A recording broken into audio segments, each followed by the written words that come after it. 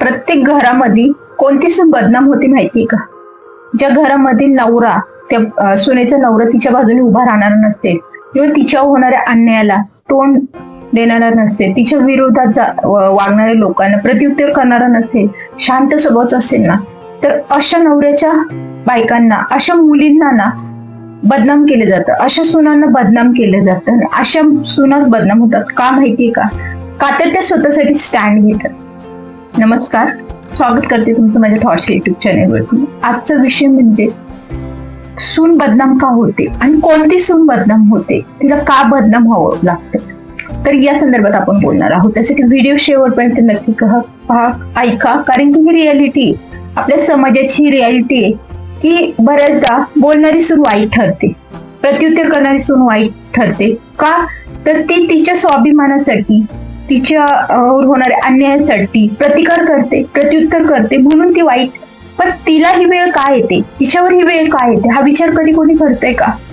खरं तर ही रियालिटी आहे, ही मान्यच करायला हवी खरं तर आपण सगळ्यांनी. कारण की जो मुलगा, जो नवरा असतो ना, तो तिच्या बाजूने उभाच राहत नसतो. तिच्यावरती घरात कितीही अन्याय हो, तिच्या घरामध्ये कितीही त्रासाची वागणूक असो, जेव्हा घरात सून लग्न करून येते ना, तेव्हा सर्वात प्रथम सगळ्या अपेक्षा तिच्या ह्या नवऱ्याकडून असतात की मला जर सासरी त्रास झाला, मला जर कोणाकडून दुखावलं गेलं किंवा माझ्याकडून काही चूक झाली, तर या सगळ्यामध्ये मला समजून घेणारा माझा तो हक्काचा जोडीदार आहे, ज्याच्या भरोशावर मी या घरामध्ये आली.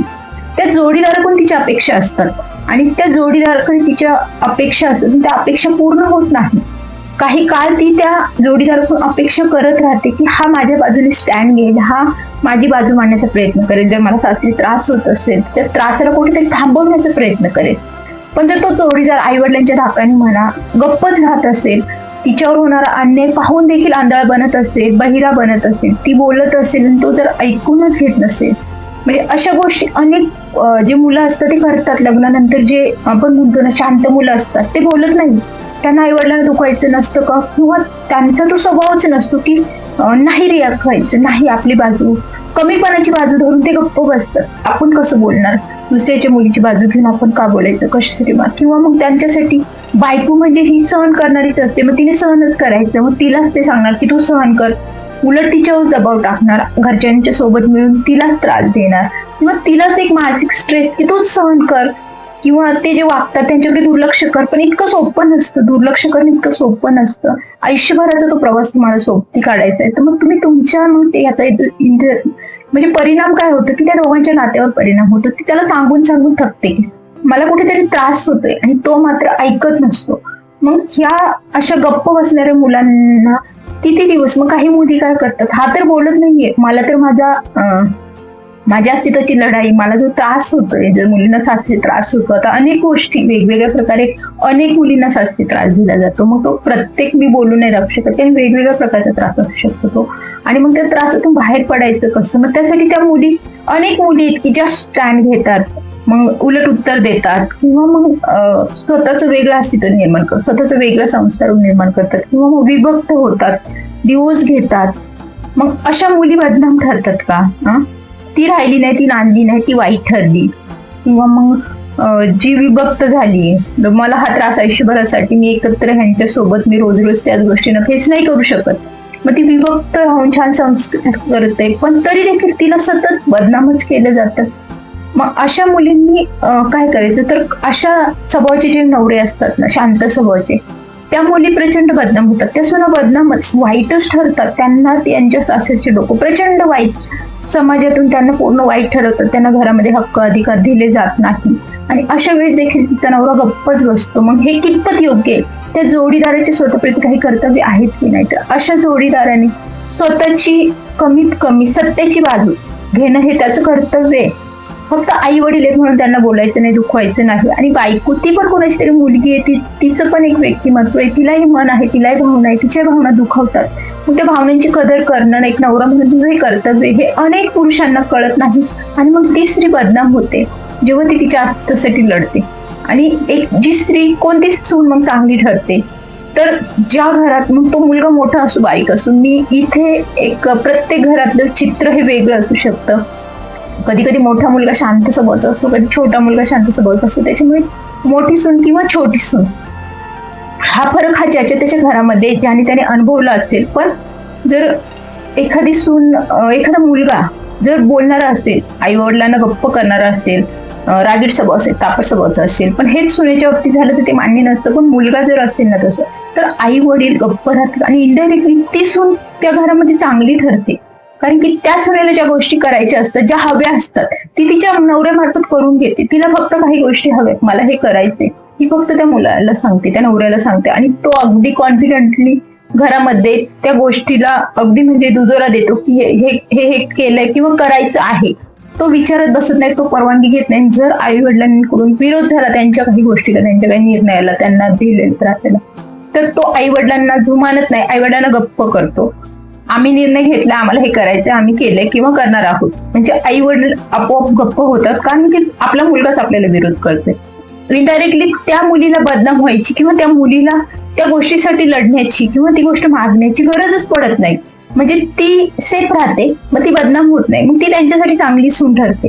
आणि अशा अनेक गोष्टी, मग तिला त्रास देखील दिला जात नाही. मग अशी जी मुलं असतात ना, ती मुलं आपल्या बायकांना त्रास होऊ देत नाही, आपल्या बायकोला काम एकटीला पडणार नाही याची काळजी घेतात. आई वडिलांना, सासूंना बोलणार, ती एकटीच करते, तू का करत नाही, तू का मदत, म्हणजे अगदी अजय त्यांच्यामध्ये कॉन्फिडंट असतो, बिनधास्तपणे बोलायचं. पण मुलगा बोलल्यानंतर आई वडील त्या गोष्टी करतात, गप्प राहतात आणि म्हणजे जो त्रास द्यायचा त्या मुलीला किंवा त्या मुलीकडून करून घ्यायचं ते करत नाही. मग मला सांगा, ह्याच्यामध्ये दोष कुणाचा? आई वडिलांना मुलं बोलले, जो उद्धट मुलगा आहे तो मुलगा बोलला की त्याच्या बायकोला त्रास नाही दिला जात, त्याच्या बायकोला हवं तसं जगता येतं, त्याच्या बायकोला हवे तसे कपडे घालता येतात, हवे तसं राहता येतं, हवं तसं काम केलं नाही केलं, मर्जीप्रमाणे जगता येतं. फक्त तिच्या बाजूने तिचा ठामपणे उभा राहणारा तिचा नवरा असतो म्हणून.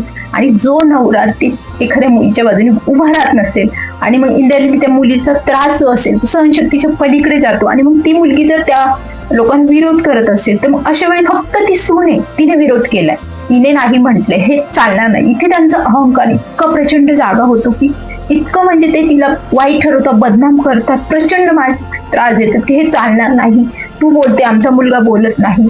आणि मग त्या मुलालाही कुठे ते टॉर्चर करणार की तुझ्या बायकोला गप्प कर, तुझी बायको आम्हाला कशी बोलू शकते. म्हणजे हा त्रास फक्त त्यांच्याकडूनच नाही, डायरेक्टली पुन्हा नवऱ्याकडून पण होतो. नवऱ्याने पुन्हा तिला गप्प करायचं, आई वडिलांवरती दबाव नाही टाकू शकत. पण अशी मुलं मात्र बायकोवर दबाव टाकतात, पण गप्प राहतो, गप्प स्वभावाचा आहे, शांत स्वभावाचा आहे. मग बायकोला बोलताना तुझा शांत स्वभाव कुठे जातो? बायकोला मात्र तू लगेच विरोध करू शकतो. आई वडिलांनी तुला काही गोष्टी सांगितल्या की तिने असं केलं, ती तसं बोलली, तर लगेच मात्र अशी मुलं बायकोला डाफायला म्हणा किंवा बायकोवरती दबाव टाकायला, बायकोवर आवाज चढवायला तत्पर असतात. मग आई वडील जेव्हा चुकतात त्यावेळेस तुझे डोळे बंद का असतात? तू का आंधळा झालेला असतो? त्यावेळेस तू का बहिरा झालेला असतो? ज्यावेळेस तुझे आई वडील तुझ्या बायकोला बोलतात त्यावेळेस तू कान बहिरे करून बसतोस. मग या गोष्टी तुला दिसत नाहीये का? मग हा जो नेचरचा स्वभाव, आपण म्हणतो स्वभाव आहे हा प्रत्येकाचा वेगवेगळा. मग चांगल्या शांत स्वभावाचा मी तर म्हणेल मुलींना हाच सल्ला देईल की ज्या घरामध्ये शांत स्वभावाचा मुलगा असेल ना, चौकशी करा लग्न करताना. तर त्या घरामध्ये 2 भाऊ असेल आणि एक बोलणारा नाही, तर त्यामध्ये ती मुलगी बदनाम ठरते किंवा ती मुलगी पूर्णपणे लाचार ठरते. मग अशा मुलीला एकतर घरामध्ये त्या मुलाला काही किंमत नसते, त्याला कसलेही अधिकार हक्क दिले जात नाही आणि जो बोलतो त्याला सगळे हक्क अधिकार दिले जातात, कारण की आपोआप त्यांच्यावरती त्याचा दबाव पडलेला असतो. आणि जो बोलत नाही त्याला कसले हक्क अधिकार नसते. इनडायरेक्टली त्याच्या बायकोला कोणतेही अधिकार दिले जात नाही, हे लक्षात घ्या. त्याच्यामुळे मुलींनी, आई वडिलांनी ह्या गोष्टी लक्षातच घ्या की लग्न करताना मुलगा कसा आहे, मुलगा शांत स्वभावाचा आहे, पण पुढे जाऊन आपल्याच मुलीला ह्या गोष्टीचा त्रास होणार नाही ना. मुलगा सत्याच्या बाजूने उभा राहू शकतो का? मुलगा सत्य परिस्थितीची जाणीव करून रियालिटी मान्य करू शकतो का? मुलगा आई वडिलांना योग्य अयोग्य गोष्टी समजावून सांगू शकतो का? त्याच्यामध्ये तितकी कॅपॅसिटी आहे का? या सगळ्या गोष्टी जाणून घेणं गरजेचं आहे असं मला वाटतं. कारण की मुलींना अनेक, मी म्हणते ना, पण मी आता सोशल मीडिया बघते त्याच्या मार्फत आपल्याला अनेक महिलांच्या व्यथा कळतात की या गोष्टी होतात खरं तर, की ज्या प्रत्येक मुलीचं, प्रत्येक महिलेचं हेच म्हणणं असतं, माझा नवरा बोलतच नाही, माझा नवरा कधीच प्रत्युत्तर करत नाही, आणि मग माझा दीर किंवा माझा भाया मग ते बोलतात, मग तिचं सगळं तिच्या मर्जीप्रमाणे घरात चालतं. मग त्यांना ते घाबरून राहतात, आई वडील त्यांना घाबरून राहतात, सासरचे लोक त्यांनाच मान सन्मान देतात, आणि माझा नवरा काही बोलतच नाही, आणि मग मी काही बोलले की मला वाईट ठरवतात, मला बदनाम करतात. हे प्रत्येक जी आहे ना, जी म्हणजे जो नवरा बोलत नाही ना, त्या महिलेच्या पत्नीची व्यथा आहे, ही व्यथा आहे खरं तर. तिच्यावरती फक्त लादले गेलेले हे आरोप आहेत, पण त्याच्या मागे कुठेतरी हा तिचा न बोलणारा ना करता नवरा आहे, जो बोलतच नाहीये. ती सांगून सांगून त्याला थकली आणि शेवटी ती लढतीये. ती तिच्या स्वाभिमानासाठी, तिच्या अस्तित्वासाठी, तिच्या होणाऱ्या अन्यायासाठी लढते की हे चुकीचं आहे, हे कुठेतरी चुकीचं आहे. तिला जे हवंय ते तिच्या नवऱ्याकडून तिला सगळं मिळतंय आणि मग मला जे हवंय ते त्याच्यासाठी तू का प्रयत्न करत नाहीये, तू का स्टँड घेत नाहीये, हे ती सतत त्याला सांगत असते. आणि मग हा त्रास वर्षानुवर्ष या महिलांच्या जीवनात सुरूच असतो. तर अशा या सुना बदनाम का ठरतात, बदनाम होणाऱ्या सुना नेमक्या कशामुळे बदनाम ठरतात हे मला तुम्हाला सांगायचं होतं. हा माझाही अनुभव आहे खरं तर, आणि अनेक माझ्या मैत्रिणींचा पण अनुभव मला ऐकायला येतो. मग आपण फक्त म्हणायचं हो ग माझ्या घरी तेच आहे, तुझ्या घरी तेच आहे, फक्त एवढंच दिलासा आपण देऊ शकतो. एखाद्याला आपण किती बदलण्याचा प्रयत्न केला, पण मात्र बदनाम ठरणारे ह्या न बोलणाऱ्या नवऱ्यांच्या बायकाच ठरतात खरं तर सुना. त्याच्यामुळे फार टेन्शन घ्यायचं नाही. कुठेतरी कोणीतरी आहे जबाबदार, हे लक्षात घ्या. जरी तो बदलला नाही, तो बोलला नाही, पण आपल्याला जरी बदनाम ठरवणारे असेल ना, कुठेतरी जबाबदार कोणीतरी आहे हे लक्षात घ्या. त्याच्यामुळे फार स्ट्रेस घेऊ नका. आपण आपल्याला लढण्याची ताकद देवाने दिली आहे हे समजायचं, हे समाधान मनामध्ये ठेवायचं. बदनामीचा फार विचार नाही करायचा.